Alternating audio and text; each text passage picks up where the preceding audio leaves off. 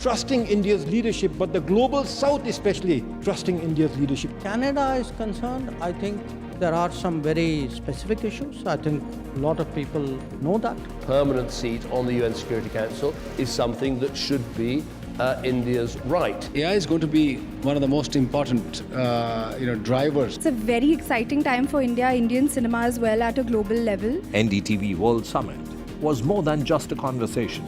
It was a confluence of ideas poised to shape our global future.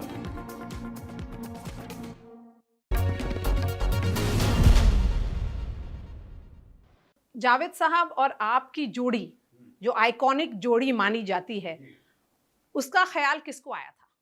उसका ख्याल ये आया कि हम साथ में काम कर रहे थे।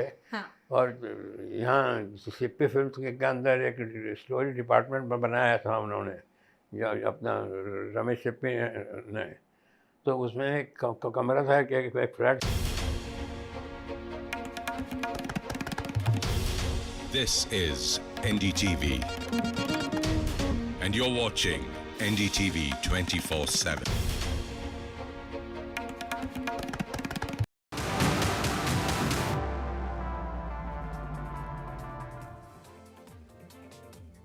Good morning, North America. Good afternoon, Europe. And good evening to everyone joining us from India. This is US Election Watch. I'm Allister in Washington, D.C. The headlines. Harris and Trump remain deadlocked in the final New York Times poll. US voters are divided with 11 days to go.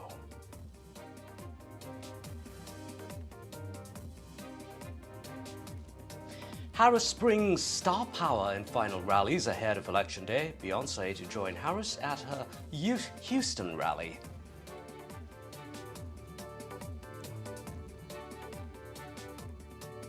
Trump compares the United States to a garbage can as he slams the Biden administration on immigration policies.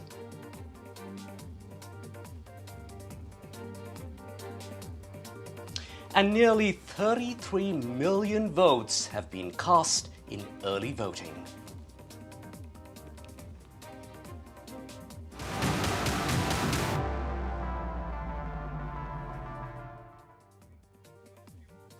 Kamala Harris and Donald Trump are locked in a dead heat for the popular vote, 48% to 48%. That's the final national poll by the New York Times and Siena College. Harris continues to struggle for an edge over Trump with an electorate that seems to be split down the middle. Meanwhile, the two candidates are holding rallies in Texas, with Harris set to discuss reproductive rights at a Houston, Texas rally featuring Beyonce. Meanwhile, Trump will deliver remarks about immigration in Austin, Texas, and will then hold a rally in Michigan. Now, in other news, Donald Trump, while campaigning in the border swing state of Arizona on Thursday, slammed immigration policies under the Biden administration.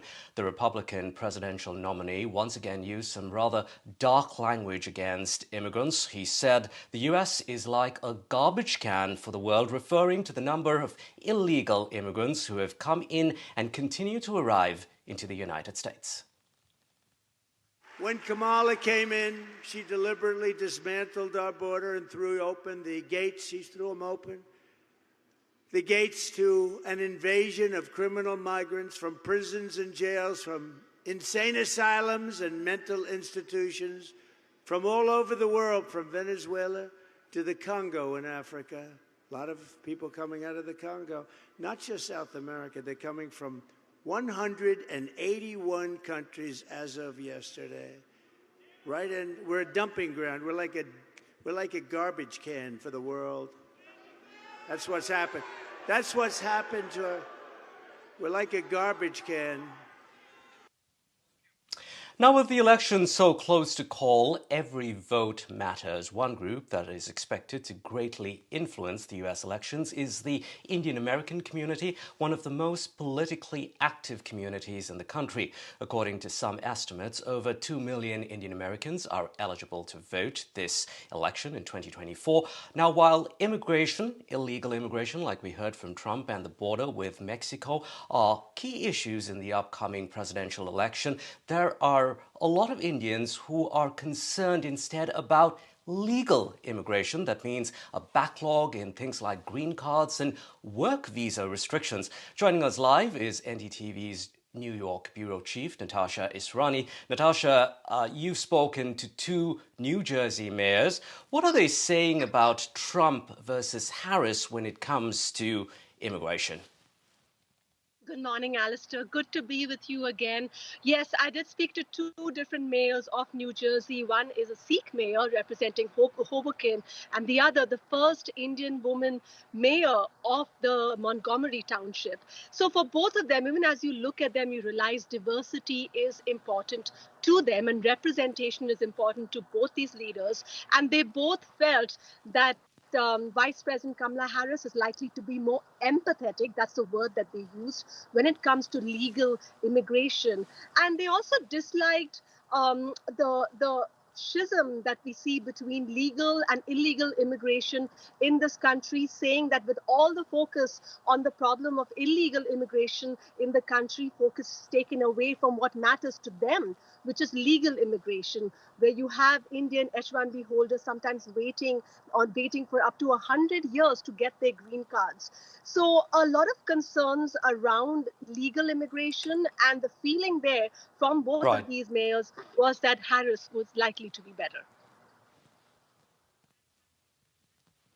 Okay, Natasha, you've also been talking with many others from the Indian American community. What are the non-politicians telling you?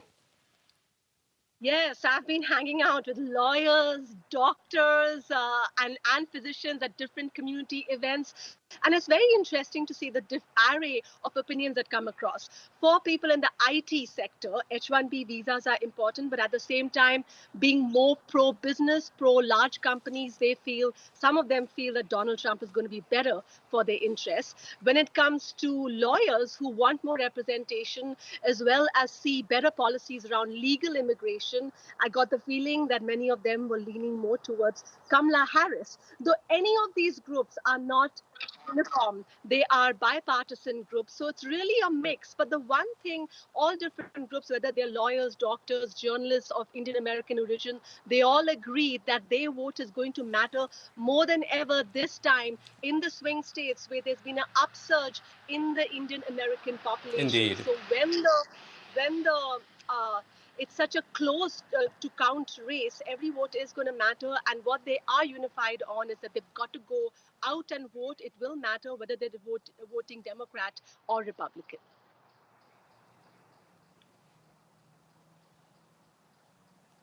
Right, Natasha, just let's listen into some of those sound bites that you got for us.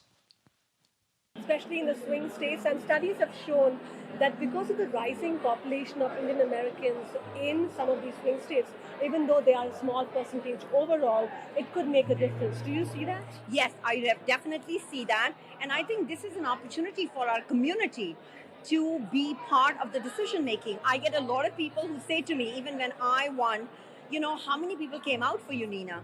And they look at it.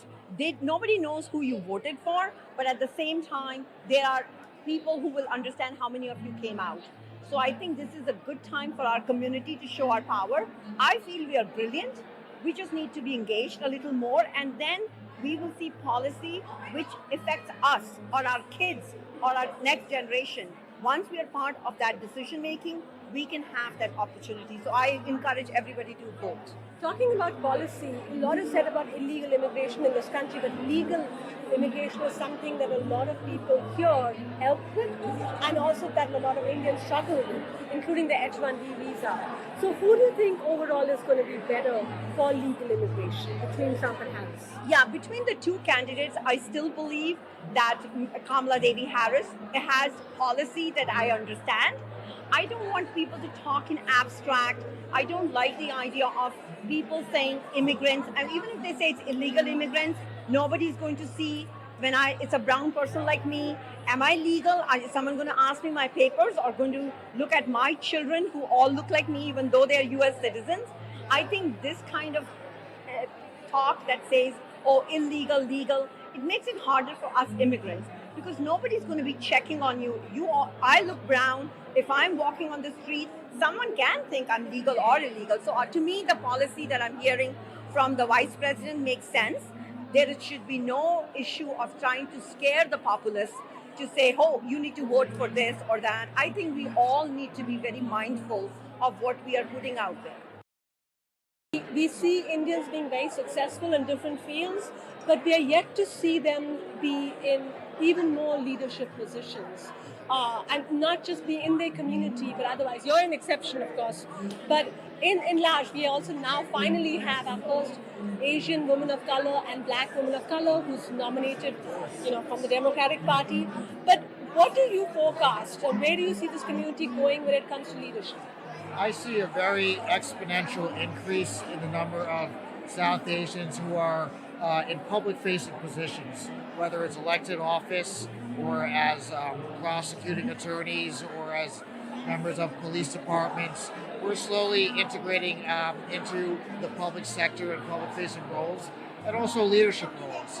So, with that, you'll see us getting more of a seat at the table, so to speak, on issues that we care about, and that's what really matters. Representation matters at all levels, and we've come a long way. There's a long way to go, but I think the future is bright. What about you? Yeah, when it comes to representation, I'm curious what your thoughts are. Yeah, I think, especially for for women, South Asian women, women of color, to be in leadership roles.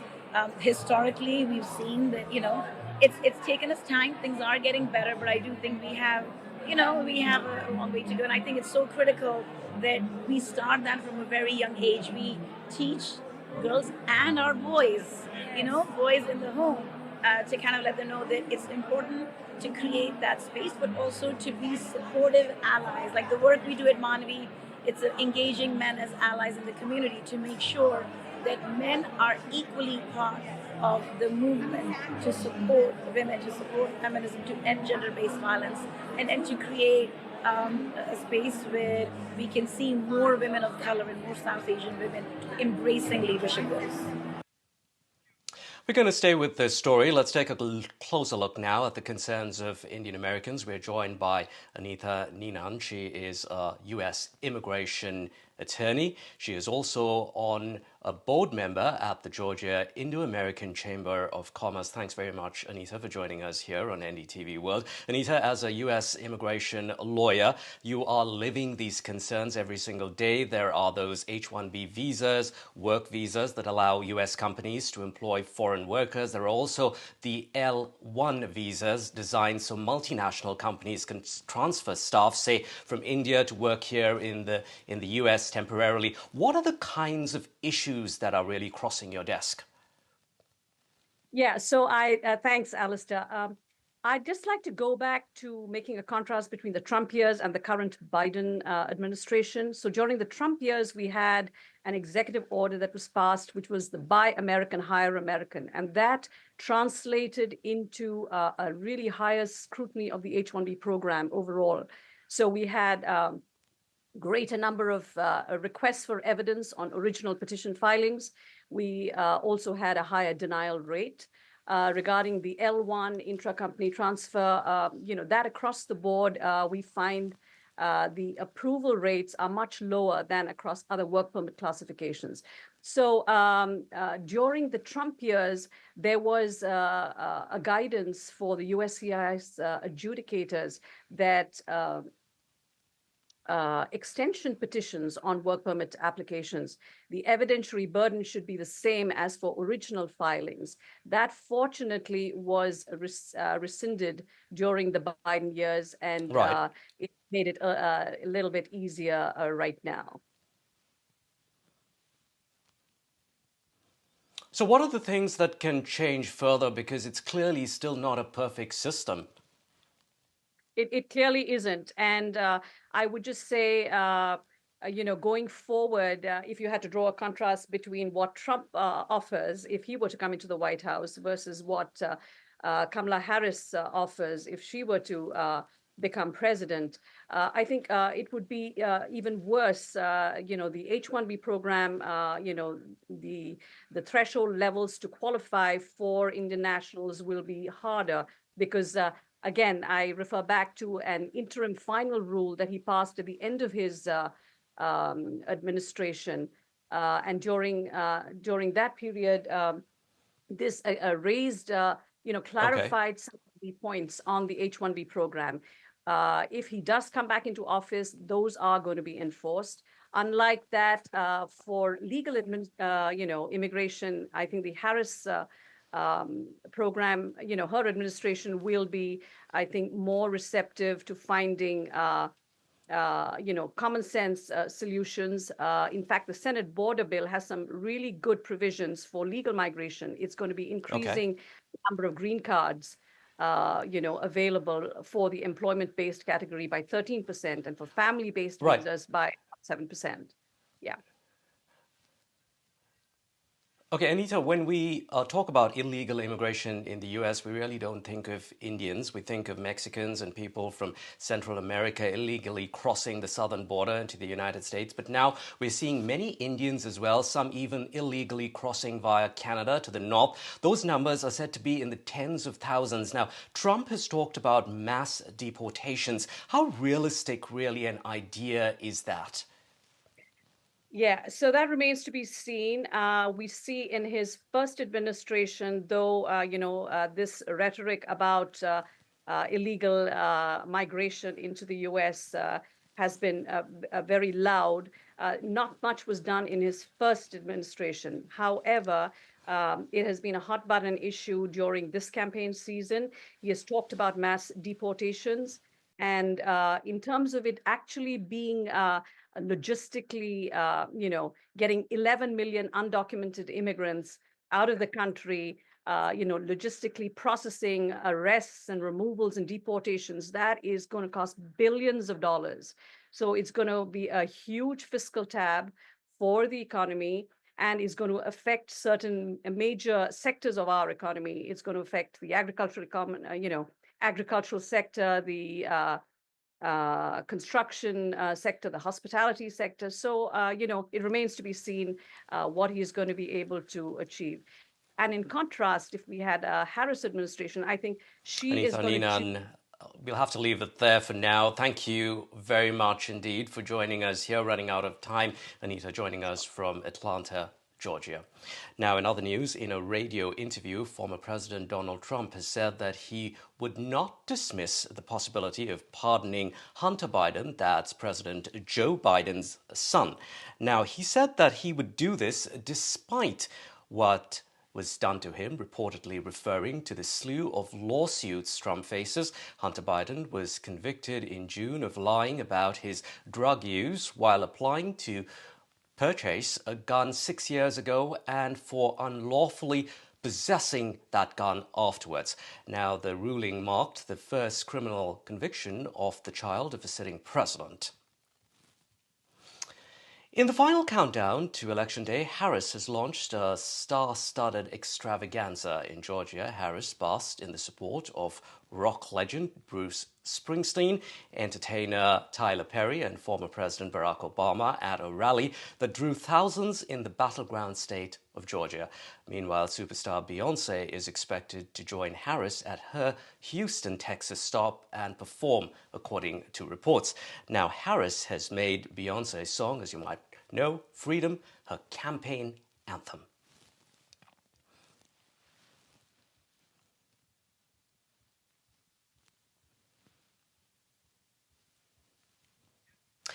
Meanwhile, Trump is preparing for a massive rally in New York City this weekend. It comes as a new poll has Kamala Harris increasing her vote share in New York State. New York is one of the biggest blue states in the country, but Democrats have been worried of a title race this year between Harris and Trump. However, according to a survey by Siena College, Harris leads Trump now by a robust 19 points in the state of New York. We're now joined by Democratic politician Jeremy Cooney. He is a state senator for New York, which means he serves his district at the state level. Quick fact about Cooney's Indian roots: he was adopted from an orphanage in Kolkata and raised by a single mother in the city of Rochester, where he lives.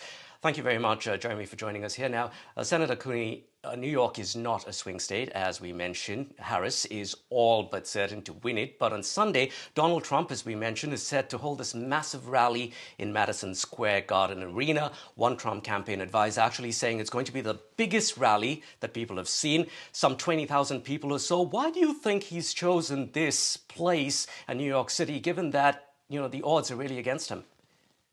Well, we've heard from this former president about the size of his other rallies. They don't always pan out to be the size that he thinks that they will be. But look, the former president, Donald Trump, is from New York City. He grew up and had his business empire start in New York City. So I think in some ways he feels like he's coming home. But at the end of the day, as you alluded to earlier, New York is very much an inclusive and welcoming state. We are a state that is fully behind the values that Vice President Harris is bringing to this presidential race. And while, again, we believe in free speech in this country, we want the ability for candidates of any political party to be able to share their ideas. We have found that these rallies are often really just negative events where we're talking about the other candidate, and it's not productive. It's not who we are as American citizens in terms of our democratic system of government. So we'll see how many people he brings out to Madison Square Garden, but that's his right to do so. Okay, I understand that you are the first and only South Asian state-elected official outside of New York City. Like many other Americans, Indian Americans have been worried about the cost of living. While those headline numbers that we keep reading showing that inflation is slowing, it's dipping, it's really not reflected in the sticker price really at grocery stores. Now, according to the latest CNBC poll, Trump is actually leading Harris hugely as far as the economy goes. Now, how much of a worry really is this for Democrats and also for you on the down ballot vote? Affordability is one of the top issues in this presidential race, but as you mentioned, certainly at the local and state level as well. So as I'm running for re-election to the New York State Senate, we're talking about everything from the price of gasoline, the price of groceries, and really just the cost of living in New York State. So for me, it's really always been about how do we make sure at that down ballot vote for our international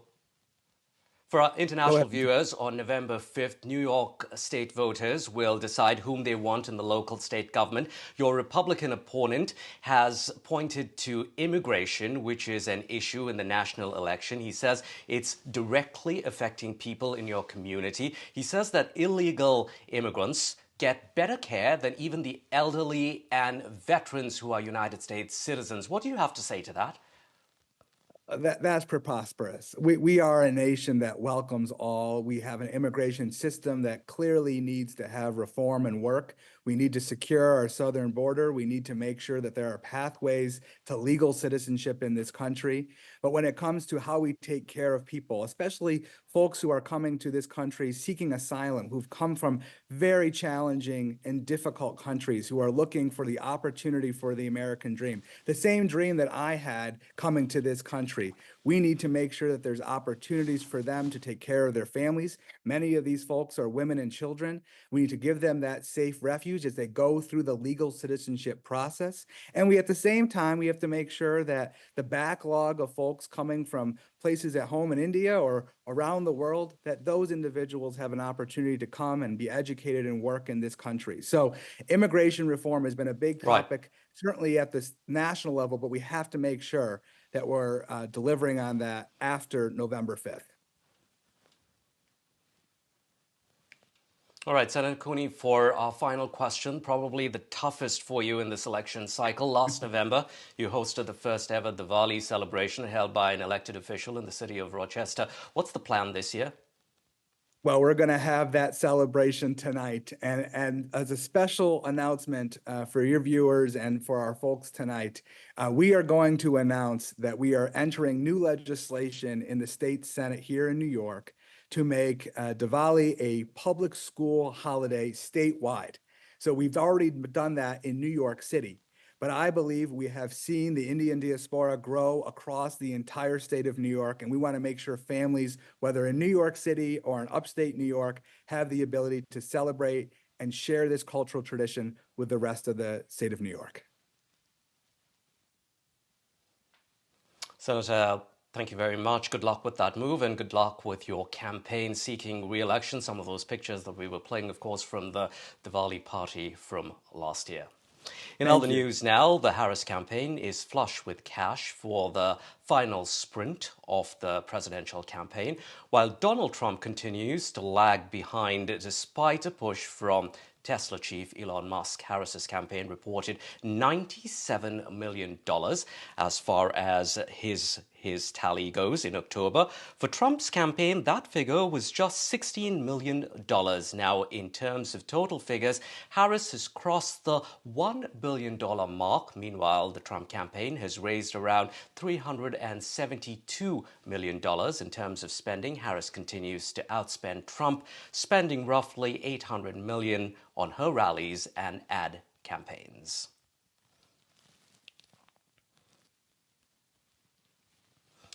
Days after former President Trump's longest-serving chief of staff, John Kelly, slammed Trump, Senator J.D. Vance shot back against Kelly's claims that Donald Trump meets the definition of a fascist. Now, Vance said that everything the former Trump official said is not true. The vice presidential nominee, when asked about Kelly's comments during a rally in Michigan, described Kelly as a disgruntled ex-employee making up rumors.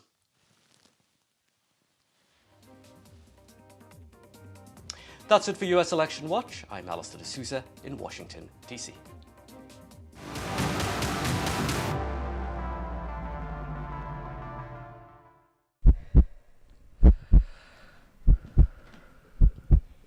When I woke up, they said, "Allister, you've got leukemia."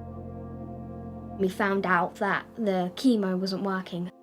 Cancer is still the biggest killer of children in the UK, but innovative new treatments could help beat cancer for more children like Allister. I'm cancer-free now.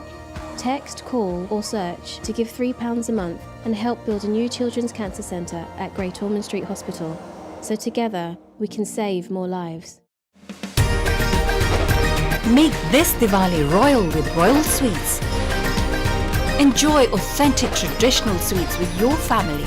Order online at royalsweets.co.uk. We all know animals have feelings. They depend on kindness, just like you and me. So imagine how they feel when they're beaten, starved, and unloved. Every minute, the RSPCA is called on to save animals in physical agony and mental torment. It's unbearable to see the pain in their eyes. We refuse to give up on them, but to rescue them from a life of fear, we urgently need animal lovers like you to donate today. Please call 0800 121 4260 or text KIND to 84903 to give £2 a month to the RSPCA. Your gift will help fund more life-saving rescues, more emergency treatment, and more gentle rehabilitation. Every month, you'll be helping to keep animals free from pain and sadness, so they can find the comfort and joy they deserve. Right now, across the country, thousands are suffering deliberate harm. But together, we can show animals what kindness feels like. Together, we can rescue them. So please, call 0800 121 4260, text KIND to 84903, or visit our website to start your monthly donation today. Thank you. Deep in the lush forests of the highest mountain range lives a truly unique species whose two favourite things in the whole world are munching on bamboo and playing bingo online at pandabingo.com, because pandabingo.com is bursting with brilliant bingo games, including 75-ball bingo and 90-ball bingo. It's absolute pandemonium. So, how do you get involved, I hear you ask? The answer is pretty black and white. Visit pandabingo.com.